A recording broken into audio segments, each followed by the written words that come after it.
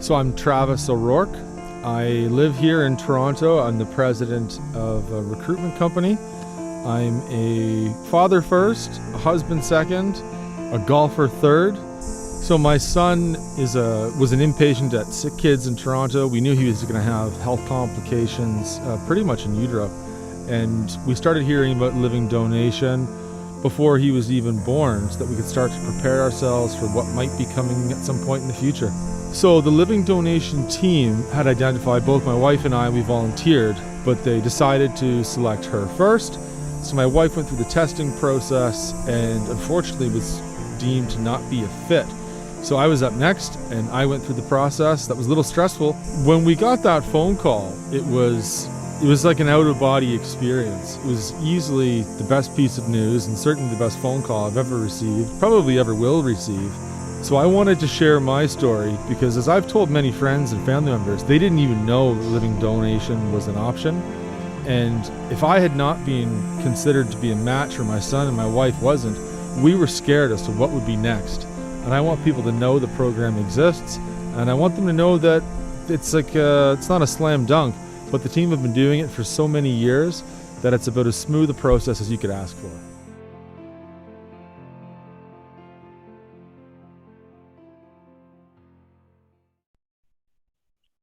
Welcome to the Center for Living Organ Donation's celebration event, part of Living Donation Week 2021. My name is Courtney Mart.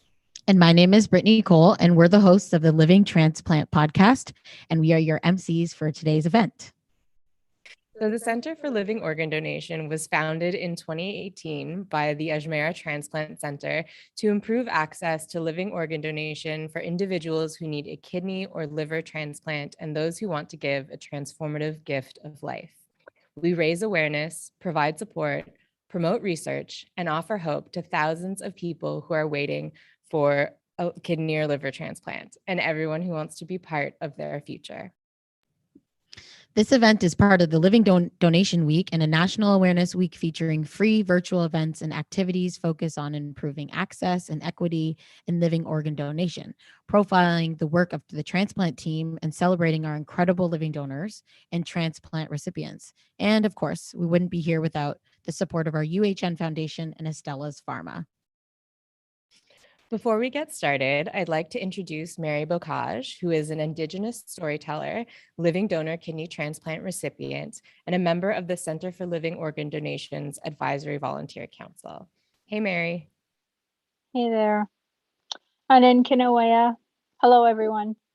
Mary Bocage Nijdakas, Nishnaba Koyandao, Nabising Robinson Huron Treaty Nunjaba.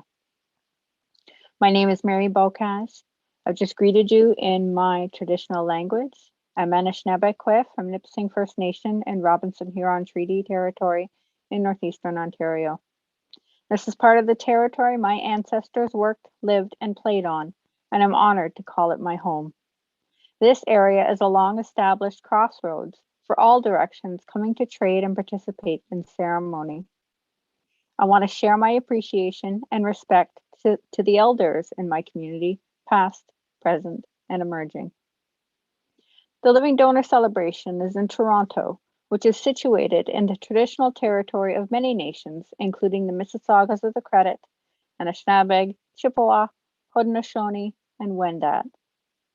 The name Toronto was first applied to a narrow stretch of water between Lake Simcoe and Lake Couchiching.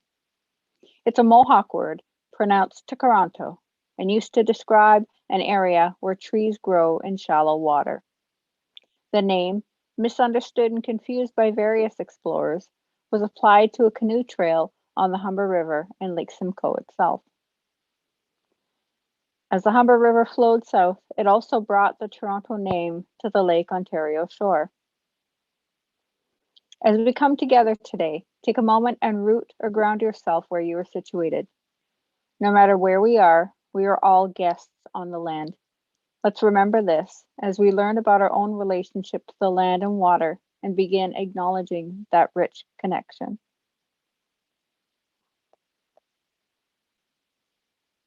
For those that don't know, I am a kidney living donor recipient. My cousin gave me her gift and our surgery was here at UHN in March of 2015. So this place holds a special spot in my heart. Like Courtney said, I'm a storyteller, and I've had many opportunities to share different aspects of my story. Healers are not perfect. They are actually far from it. Healers are people who have stared into the face of pain and suffering and found themselves staring right back. Healers create themselves through all the adversity they face. And in that process, they find a strength that they didn't know they had. Healers also need support. That's where the concept of our community comes into play. They provide a safe haven, a soft place for us to land. Think about what your communities look like. I'm sure they all look different and all play different roles for you. They also give you different things that you need to help you and keep you going on your journey. Healers do not necessarily have to heal others. Healers heal themselves. And in that process, healers inspire others to do the exact same. Healers share their story. You are all healers. As you attend different presentations and appreciate the work that has gone into this week-long event, I hope you are inspired to look at your experiences in different ways and find ways to tell your story. It doesn't have to be really hard. Your communities will support you. Miigwech. Thank you. Thank you so much, Mary. Thank you for setting the tone and really touching on the theme for today. If you're interested in hearing Mary's story in detail, you can find her episode on living transplant wherever you listen to podcasts. And it's an excellent episode, most recent episode. Now we will pass things off to Dr. Humar, our medical director of the Ajmera Transplant Center, for our opening remarks. Dr. Humar? Thank you. Thank you, Brittany. Thank you, Courtney. And thank you for hosting this wonderful event. I'm really honored to be able to deliver some of the opening remarks. I want to also thank Mary for that touching and wonderful story that she just shared with us. I want to thank everyone for joining us today. Living donation is really a crucial part of our transplant program. It's very important to what we do. And I'm so pleased that we've got donors and transplant recipients from all across the country joining us today. It's not often we get to occupy the same space, even if it's a virtual one. So really, thank you for joining us. I also want to start by saying thank you to Team Transplant and their hard work and perseverance during the pandemic. COVID has been, as you can imagine, very challenging for many of us, but we continue to provide outstanding care, no matter really what comes our way. And I just want to highlight a couple of accomplishments this year. Despite the pandemic, UHN recently joined the Living Donor Circle of Excellence, a significant step towards improving equitable access to living donation. And the second thing I want to highlight is we recently reached the milestone of our 1,000th living donor liver transplant, thanks to the outstanding leadership of Dr. Nazia Selzner and Dr. Mark Cottrell and their wonderful team. I also want to give a highlight and a shout out to all the living donors who are here and those who are unable to join us today. I've spoken to over the years many living donors, and they don't like to be called heroes, but I think they're mostly ordinary people who do something extraordinary, and they show us through example that we can all do extraordinary things. And so I just want to thank them. And this week is really to celebrate their achievements and the achievements of our program, the hard work that everyone puts into this, and the life-saving efforts and gifts of our living donors. So I invite everyone to join this week's events and celebrate all that has been accomplished in the past year. Thank you, and have a very happy Living Donation Week.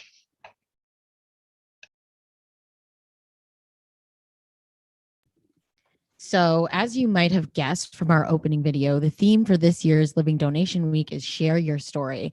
And as the host of the Transplant podcast, we know that the transplant world has some of the best true stories that you will ever hear.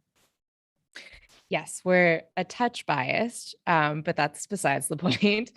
This year, we set out to collect some stories with the hopes of encouraging others to share their transplant experience. Sharing your story may not seem like much after you've donated a kidney or part of your liver, but these stories are so important in helping others decide if living donation is right for them, and as a donor or as a recipient. These stories also bring hope to those who are currently waiting for transplants. And for anyone who has been through that experience, you know that hope is invaluable when you're waiting. So joining us now is Christopher and Sonia. Yes, I think they will be with us shortly. Yeah.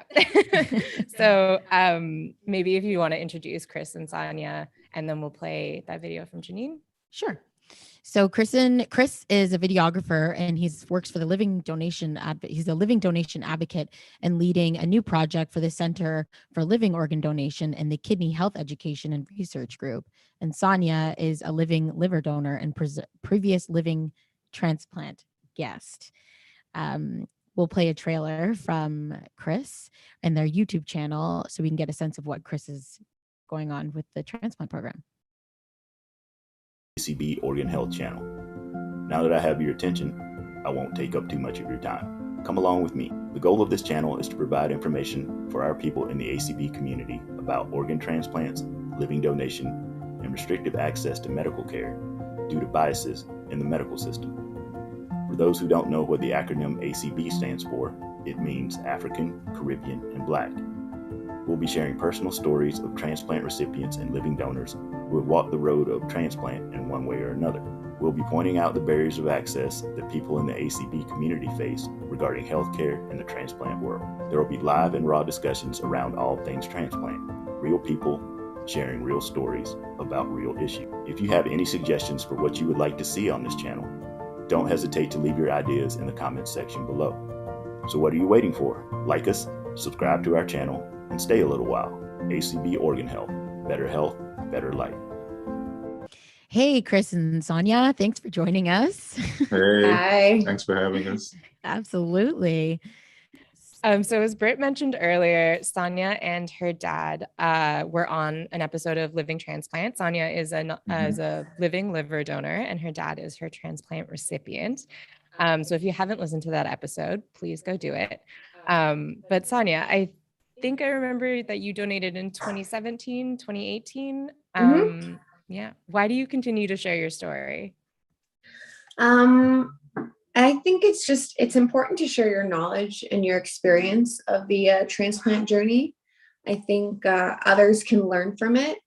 Like I think back to an example. I had a former coworker of mine. Her sister actually ended up giving part of her liver to her father about a year prior to like my experience and my journey. So it gave us it gave me an opportunity to ask her questions about some stuff that I wanted to know. Like more specifically, I was curious about the pain and the recovery time and like general health related questions that I just wanted to hear it kind of from someone who's already gone through the journey. I just think it's important to talk with people and to share your stories, and that way people can learn more about the experience, and kind of if you're teetering on the decision of doing it or not, it can kind of push it to the right direction.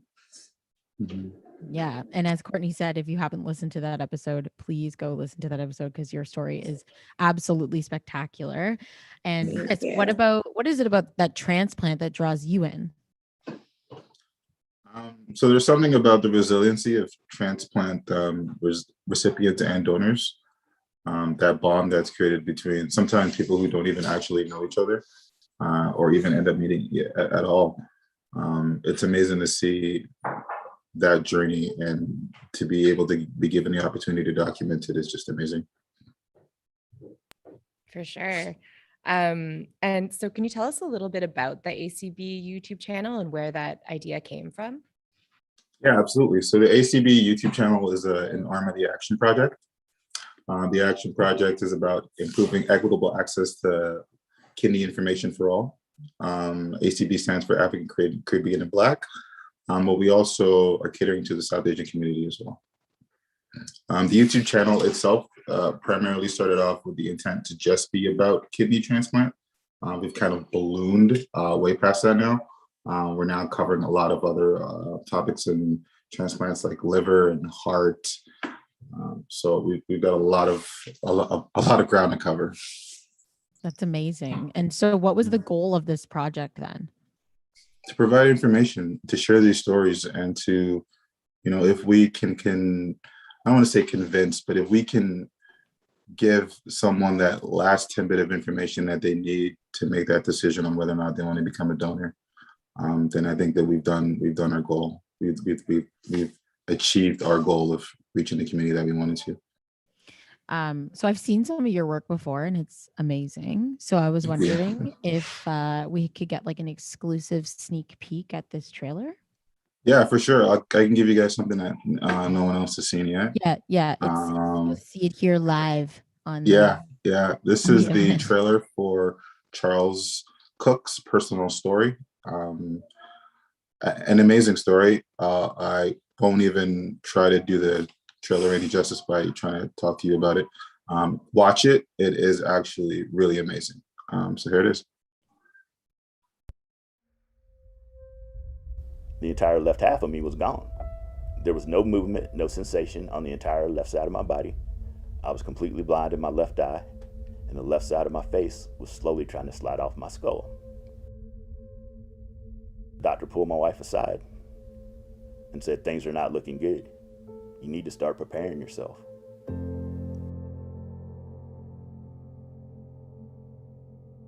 Preparing yourself for the eventuality that if he comes home at all, then he's going to be coming home in a wheelchair.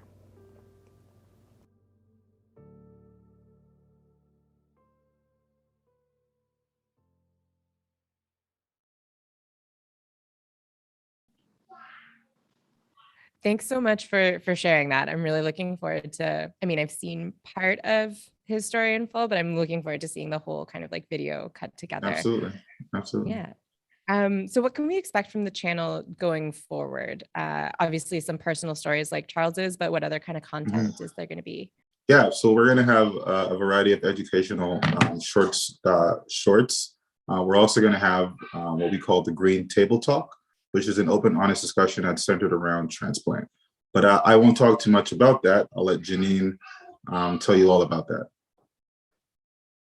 Yeah, sounds good.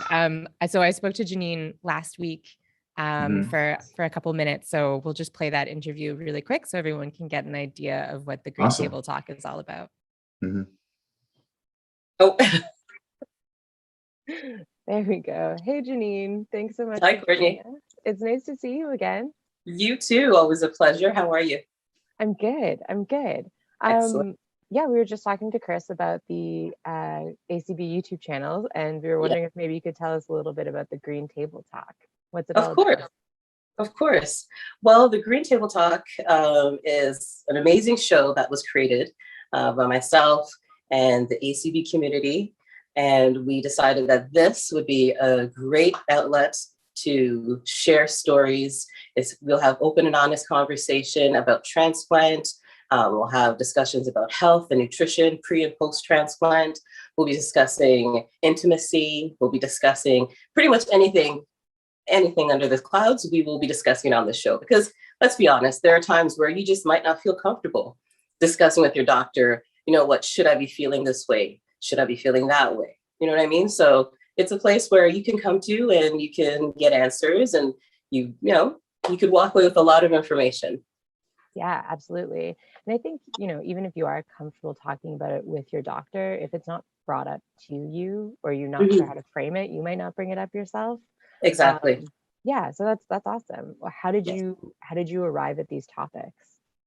Honestly, I've experienced most of these topics myself, actually. Like when I was going through kidney failure several years ago, I just couldn't eat anything. And I was just like, okay, what can I eat? And then I can't eat much, but then my diet's being restricted. So what am I going to do? I'm withering away. So I was stuck. You know what I mean? And I too was going through intimacy issues. And I'm like, okay, is this normal? You know what I mean? This is going on pre-transplant and post-transplant.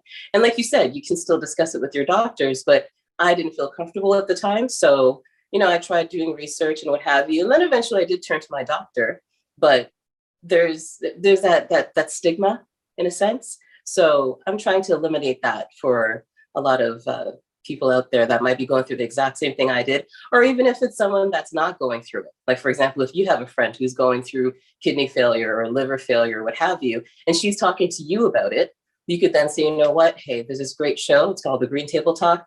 She actually discussed that topic just yesterday. And you could, refer your friend to the show. So it's a great source of information. Great source of information. Yeah, it sounds like it. It sounds like it's going to be great.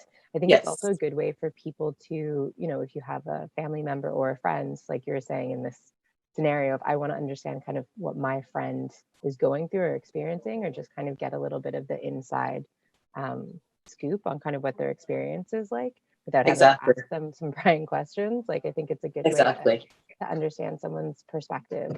Yes. And you also realize that, sorry. No, go ahead. You also realize that some people, which happened to me as well, some people are walking on eggshells. Oh my gosh, Janine's going through kidney failure. Should I mention this? Should I bring that up? And people are walking on eggshells. So we discussed that as well. You know what I mean? So you would know how to, broach a particular topic. And you could, since you've been watching the show, you could say, okay, you know what? This is how I could probably bring this particular topic to her attention. Or, I could just be there for her by bringing it up this particular way. You know what I mean? So it's a very educational show, and it's fun as well. Yeah, I think that's a great takeaway for people, that it's educational, but it doesn't have to be a bummer. Exactly. You can still laugh even when you're in kidney failure or liver failure or what. So exactly. What do you have any of key takeaways that we didn't touch on that you want people to know about the show? I just basically want everybody to know that the show is out there. It's available for everyone to take a look. There's a lot of great information. My very first guest on the show, her name is Tisa Alexander, and she donated a portion of her liver to her mom. And that is an amazing story. That's something that you definitely have to listen to. Her story is just great. And so I just want people to know that, this show, it's available. It's for you. It's available to listen to it. Take down notes if you want to. You can watch it over again. Share it with your friends, with your family members, and I hope that you walk away with knowledge, whether it's for personal knowledge or knowledge for others. Walk away with knowledge, because that's the whole point of the show, just for you to learn and grow. Awesome. Well, thank you so much. I'm really looking forward to sharing that with people. Of course. Thank you for having me. Thanks, Janine. Take care.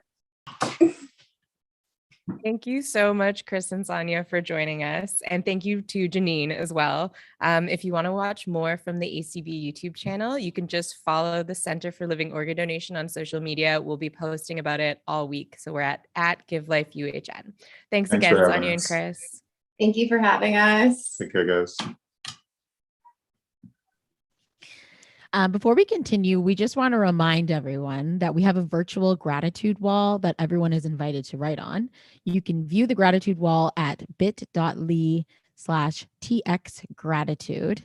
The link is also on the screen. Before we continue, I'll just read one of the messages from the gratitude wall. There are so many good ones. It was really hard to choose just one, but you can go there to read all of the gratitude messages yourself. So I want to thank Dr. Cottrell, Dr. Ganikar, Coordinator Chantel, and the entire transplant team. In July 2021, I was a living liver donor for my dad. I appreciated the honesty and thoroughness leading up to the surgery. I was aware of everything that would happen and knew that I was in very capable hands. Post-surgery, I had the best care from the nurses and staff on the 7th floor. They were so kind and wonderful to me and really helped to push me into feeling the best that I could. Dr. Cottrell regularly checked in and always offered a warm smile to remind me I was going to be okay. They did the same with my dad, and we both left the hospital ready to tackle anything. I can't thank this incredible team enough. I look forward to having my dad for many years to come. And that's from Kate Beckenham. So thank you so much for sharing that, Kate. Yeah, so you can head over to the message to write a message of thanks to your doctor, your surgeon, your living donor, your nurses, your coordinators like Brittany, like me, social workers, or whoever stood out to you during your transplant journey. I actually see on the gratitude wall one of my coworkers who is a very lovely picture. So next, we'd like to play a short interview we did with Nino and Natalie, parents of Nikki. Nikki was 3 years old when he received the gift of life from his father. So we'll play that interview for you now. Hi, Nino. Hi, Natalie. Thanks for joining us. Hello. Hi, Courtney. Hi, Brittany. Hello. So I had the privilege of hearing some of your story from Nino, but Brittany hasn't heard it yet. So what are your connections to transplants? So our son, Nicholas, who is 3 right now, when he was 11 months old, we found out that he had a genetic disorder, which would eventually cause the kidneys to fail. I guess it would have been April 28th, 2019. We were brought in to nephrology. It's a long story, but ultimately something led to them referring us to nephrology. And we knew it wasn't good news when we walked in because the social worker was there, who's awesome. But when you walk into a meeting like that, you're like, oh, it's gonna be bad news today. Mm-hmm. Yeah, that was the first time I heard it. That was a pretty rough day. It was a bad day. Yeah, I can imagine. For sure. What did that like feel like hearing what that Nikki's future was going to entail a kidney transplant? Well, we were scared. I mean, now I feel like we know quite a bit about transplants, but then, you've heard transplants, organ donation, you don't think about it, beyond hearing the words, you don't put any thought after that. Unfortunately, I think more people should now. Yeah. And so we didn't know, we were upset, and then you tell your parents, Nikki's grandparents, the news, and they're asking questions and you don't know the answers, and then you turn to Google, which is dangerous, and nobody ever writes the positive experiences on Google, and you and it was rough. It was but in a short period of time, I think we realized, okay, it might sound crazy to hear if you're on the other end of this thing. It's not so bad. It's not so bad. And what was good with Nikki's situation is that it wasn't immediate. They just told us eventually his kidneys will fail, but we have time. So then we spent about a year and a half just following him and, going for appointments and ultrasounds. And then eventually they told us, okay, now his kidneys are deteriorating. Now we'll talk about transplant. And then it was May of the pandemic, May last year, where just the numbers started to go down much more rapidly to the point where, it was time to do something. It would be time to start dialysis soon and start testing for donation. And then ultimately, eventually also have a double nephrectomy, have his kidneys removed. While he would then continue dialysis while we went through the testing stuff for donation. Mm-hmm. And what was it like going through testing during COVID? Well, Natalie started first. We were both matches, fortunately. Yeah, thankfully we were both matches. Nikki and I are the same blood type, and Nino is O positive, so universal donor, which was great. So I started my assessment July 2019. 2020, yes, sorry. And it's all a blur, right? COVID blur. Yeah, COVID blur. 2020. And for me, it took about 6 months to go through all of the testing, just because there were like hiccups and they wanted to do some tests again. And then delays because of COVID. Understandable delays. Totally, hard delays to go through as the parents, but you understand them. For sure. And Did you guys know? I'm sorry. I'm so sorry. Oh, no. No, I was just going to say that. And then in December, then we found out that I wasn't going to be able to donate. And then we had to switch like right away to Nino. Thankfully, we were like, okay, but there's Nino can go through it. And then he went through his assessment. Yeah, mine went a little faster, like actually quite a bit faster half the time. About 3 months. 3 months. And it was, fortunately with me, there was no hiccups along the way in the tests. Natalie was home working from home with our other two kids who had elected to keep home from school. Also because of COVID, we didn't want them by any chance bringing something home and obviously to harm themselves, but also because Nikki was in a much worse predicament. And then, so, having to, and I understand a lot of people have gone through this with their kids at home and whatever. We just had that added little bit of going to Children's Hospital of Eastern Ontario every day, which was in retrospect, which was great. I mean, you obviously don't want to go through something like this, but thank goodness we have this here in Ottawa. And yeah, we're really lucky. We're 10 minutes away from the hospital. Who knew, Nice. Yeah, I remember when we were talking, you were talking about the silver lining of the dialysis community and just kind of that, I don't know if camaraderie is the right word, but that sense of support that you get from being with parents and maybe not so much the children. I don't know if they connect with each other, but definitely like being parents around other parents who are going through the same thing during COVID. And the nurses, they were amazing. Wonderful people, just, angels really.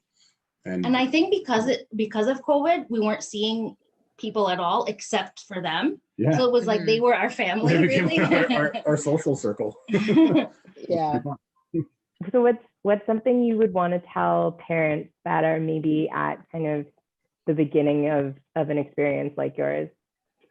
It's funny, we actually talked about this last night, and Natalie told me the thing I wanted to say it sounded too, what did you say, pessimistic or too, but I don't mean it to sound pessimistic, I don't know, dark, whatever, not dark, but pessimistic, whatever, because I think it's true. If you're just like we were in April 2019, it sucks. It's the worst, one of the worst feelings you're going to have, but you're going to get through it. You don't have a choice. You're the parents. You don't have a choice. You're going to get through it. And there's going to be times you got to go to an appointment or you're waiting for results and you're not going to like them and they're going to be hard, but there's a solution. There's a solution. So just, put your head down and keep going. You'll be fine. You probably cannot grasp that at that moment, and you probably be like, whatever, it's the end of the world, and it really does feel like that, but it's not. It's gonna be fine. And I think especially going through the evaluation process, that was pretty stressful. But then I just kept telling myself, if it doesn't work out with me, wasn't meant to be. Obviously, it wasn't meant to be my kidney, and if it didn't work out with Nino, it would have been like, there is a kidney for him. It just, thankfully it was Nino's, but I think just to tell people that not to lose hope and to keep the faith that there is a kidney out there for you or your child, and just keep going. Yeah, we're so lucky to you guys aren't in Toronto, but to be so close to Toronto and where we have this world-class program, like we're so lucky to just have easy access to that. Like even during the pandemic, I think that's so amazing that you guys were able to get your transplant. Yeah, absolutely. Oh yeah, it was amazing at Sick Kids. It was really just amazing, and the doctor we had Dr. Harvey, the nephrologist, had told me that they had just celebrated their 1,000th kidney transplant, and she was around for 800 of them or something like that. So it's so comforting, right? To talk to somebody with so much experience, and you just feel like you're really in good hands there. And from my end of it, I was at the Toronto General across the street. It was, I say this and it sounds like I'm joking, and I am. I'm making a little bit of a joke here, but it was so seamless. If somebody had knocked me out and I had woken up back in the hotel room, I wouldn't have known what happened. It was a seamless experience. I realized they took a kidney from me, but I wouldn't have known. It was fine. It really wasn't a big deal. His recovery was like very easy. Yeah, and I mean that's a tribute to the nurses, the doctors, even the guy. I wish I remember his name. The guy that rolled me into the operating room. Like we were laughing. We were having a good laugh. I was going through a surgery that my son was about to go through, like a 12-hour surgery, and the last thing I'm doing is laughing with this guy. Like it wasn't as bad as you're gonna blow it up in your head. The way we blew it up in our heads, before we got there, it was okay. It's funny that you say that there's always a solution, because I tell my patients that I'm like, just tell me what the problem is. We work for one of the biggest transplant centers in the world, and I can guarantee you that you're not the first to come across this problem, and there's probably a solution. So just bring the problem to me and I can almost guarantee that we'll figure it out. Yeah. I think That that's was true. really, that was really comforting I think that's through the true. whole process and during transplant, even like through Nikki's recovery too. Yeah. Just, they were like, oh yeah, we've seen that. And just everything was so like, he wasn't the only one, right? You always feel like you or your child's the only one with this specific problem. Yeah. Oh, and another tip for any parents going through the donation thing, because you have to advocate for your child, ask questions, ask them a lot, and don't go home and Google stuff after. Like, ask the question, because, otherwise you're going to be waiting 2 weeks till the next appointment, rereading the same 2 or 3 papers over and over, and you're not a nephrologist or whatever, Yeah, I think don't Google it is great, like medical advice for any condition. Yeah, for Just anything. don't Google it. And that's coming from, us repeating that same mistake 100 times. Don't do it.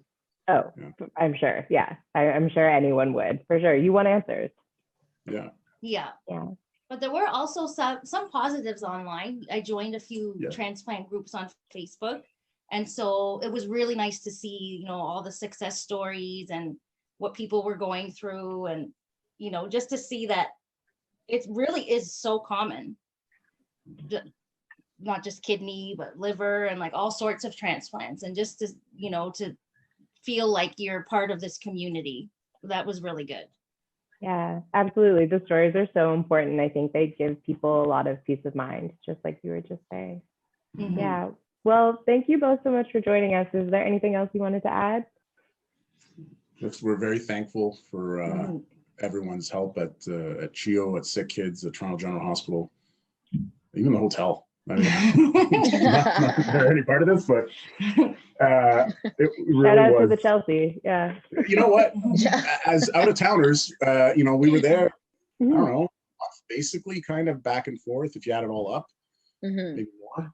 I'm not really sure. A lot, and it was good. But yes, the staff at CHEO, Sick Kids, and Toronto General Hospital, they made it easier. Like everybody.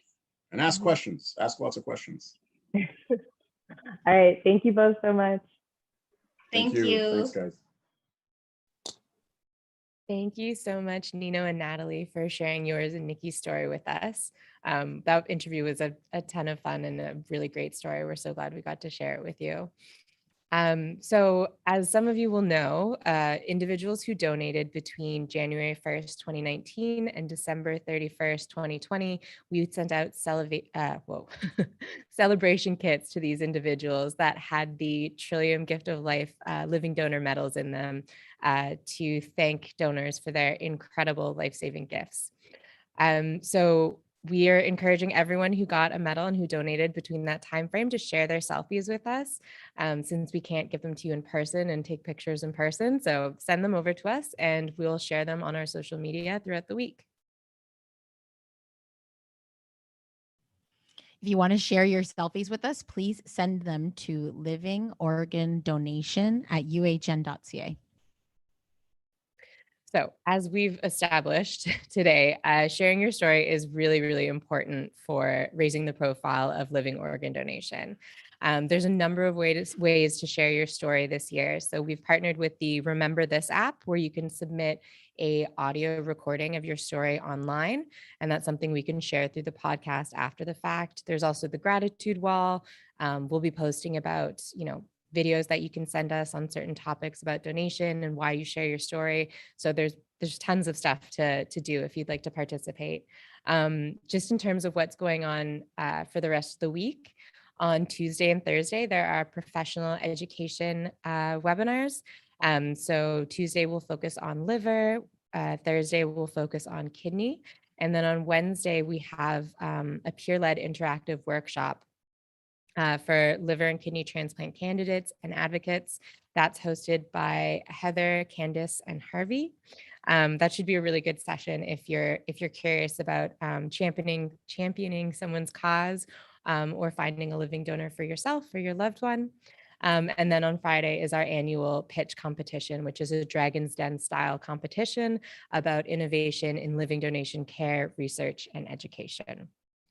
And then finally, we're also hosting this year the Light Up for Living Donation campaign. So in order to spread national awareness for living donation, communities across Canada, big and small, will be lighting up in green and white in honor of living donation.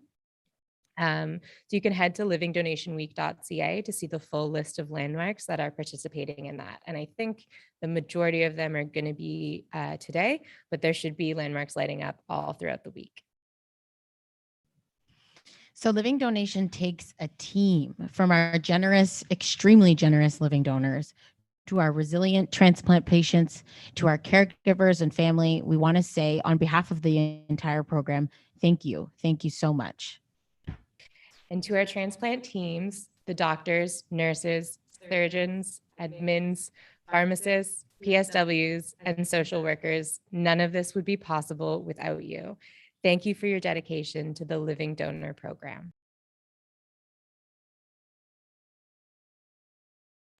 We'll now play a few videos from transplant leadership to say thank you, as well as some videos from our partners.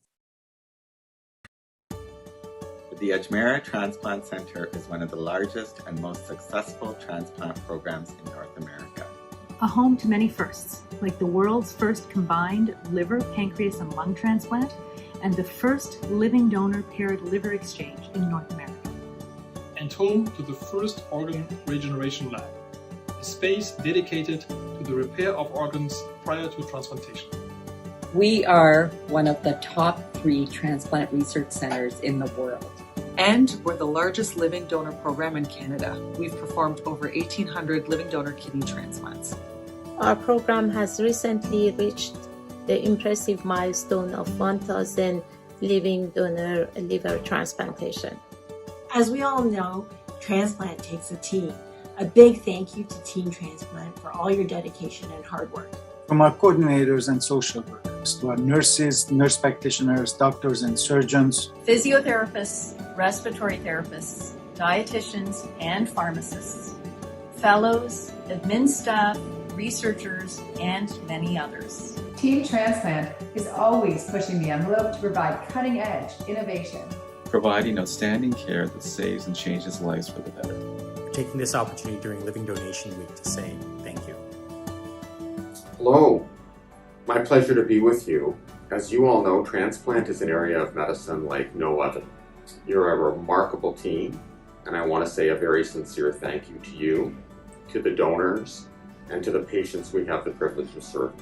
You give patients a new lease on life, and that's thanks to the remarkable people who make up the Ajmera Transplant Center and the Center for Living Organ Donation at University Health Network.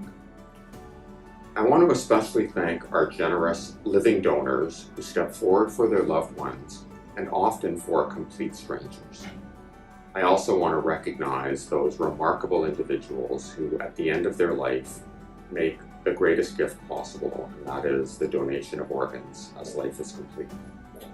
Thank you for helping others as you do, and for helping them and their families enjoy a life in the future. Your work and our work would not be possible without the most amazing gifts, the gift of life. Thank you to each of you individually and collectively.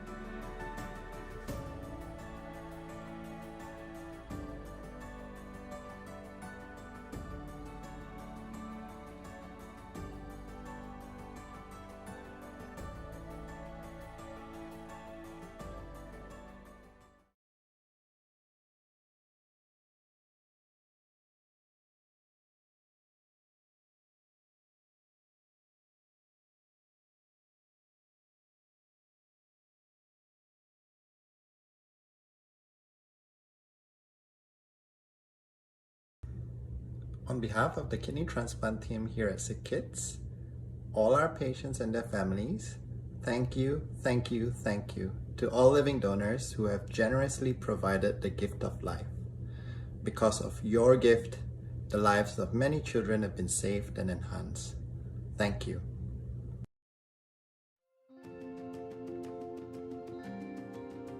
I'm Claire Payne, Vice President, Transplant of Children Gift of Life Network, a part of Ontario Health. Thank you for the opportunity to be part of UHN's Living Donation Week. We hope the event this week will inspire those waiting for a transplant, as well as celebrate those who make living donation possible.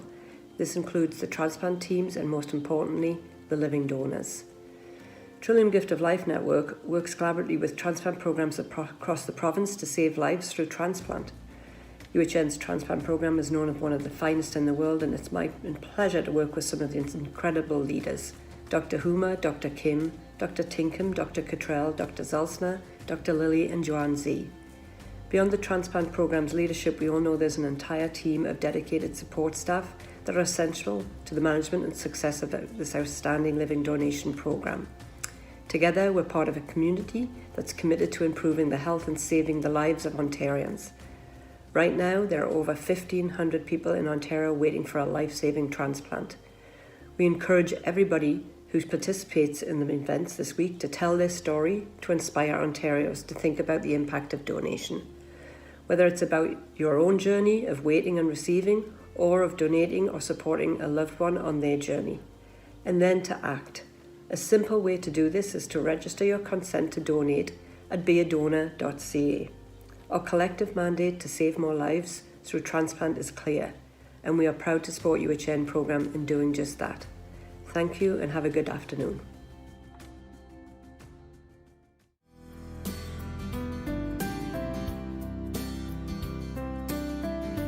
Hi, we're Beth and Jody, the program liaisons for the Kidney Pair Donation Program for Canadian Blood Services. Canadian Blood Services is grateful to the healthcare teams, especially the donor coordinators, who help make transplants through the Kidney Pair Donation Program possible. Your commitment, dedication, and professionalism, even with the challenges of the pandemic, resulted in 83 KPD transplants in September 2020 that otherwise would not have happened. To the folks who stepped forward to explore the possibility of becoming living donors, whether to help a loved one or a stranger, thank you for your kindness and generosity. You bring hope to patients and remind us of the extraordinary power of living organ donation to save and improve lives. The generous act of giving by non-directed anonymous donors has meant that 533 of the 833 kidney pair donation transplants were completed in domino chains. Thank you on behalf of the entire KPD team. Hello, my name is Dr. Joseph Kim. I'm a transplant nephrologist and the director of the kidney transplant program at the Toronto General Hospital, University Health Network. I'm also the president of the Canadian Society of Transplantation. And my name is Dr. John Gill. I'm also a professor of medicine and transplant nephrologist. I work at St. Paul's Hospital in Vancouver, Canada, and I'm the president of the American Society of Transplantation. We're here today to talk to you about the Living Donor Circle of Excellence. The Living Donor Circle of Excellence is a corporate recognition program that celebrates companies who are breaking down financial barriers to living donation. Member companies have HR policies that support its employees with paid time off if they decide to become a living donor. We're excited to have the CST join the AST in our efforts to create awareness about the Circle of Excellence and living donation. Of note, there is no cost for companies to join the Circle of Excellence. To learn more about your employer becoming a member of the Circle of Excellence in Canada, go to www.cst-transplant.ca, and under Education and Resources, you'll find information on the Circle of Excellence. And in the United States, you can go to myast.org/COE. We look forward to you joining us.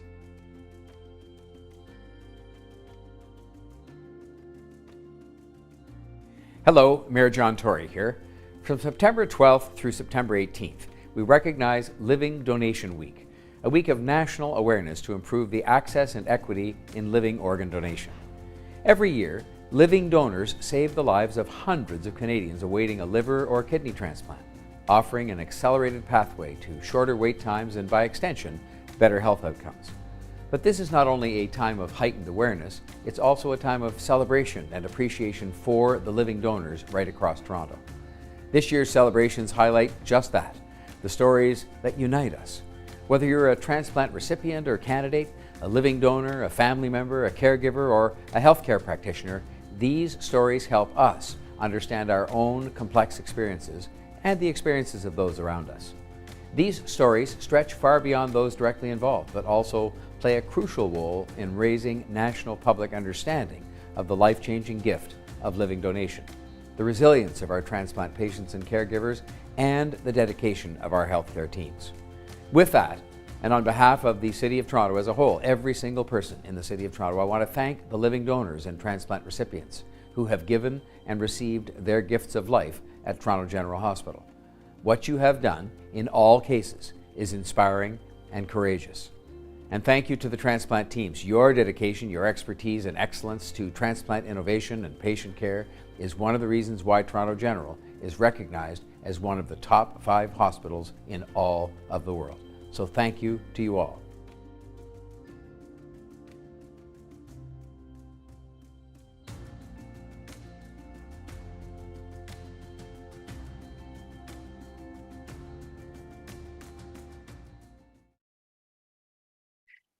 Thank you for everyone who submitted those videos and participated in them. We really appreciate you thanking Team Transplant for all their fantastic work. As another thank you to Team Transplant, in the Astellas conference room tomorrow, we will have games and prizes all provided by UHN Wellness. So if you're part of the transplant staff and you'd like to participate in that, head over to Astellas tomorrow morning at 10 a.m. So as Brittany said earlier, none of this would be possible without the ongoing support of Astellas Pharma and the UHN Foundation. So here to tell us a little bit more about the center and its philanthropic origins is Joanne Kearney. Our family is proud to have helped establish the Center for Living Organ Donation at UHN. This center represents a step change in treating patients with end-stage kidney and liver disease, setting new standards in patient outcomes. And we are caring for living organ donors for life. We globally recruit and train future leaders in living donor transplantation, and we are pioneering discoveries that will help more people live on. Transplantation is the most hopeful treatment for organ failure, and living organ donation offers that second chance at life. The impactful work of this center depends on the generosity of our community. To make a financial donation or to learn more about how you can get involved, please visit uhnfoundation.ca/livingorgan or call 416-340-3935.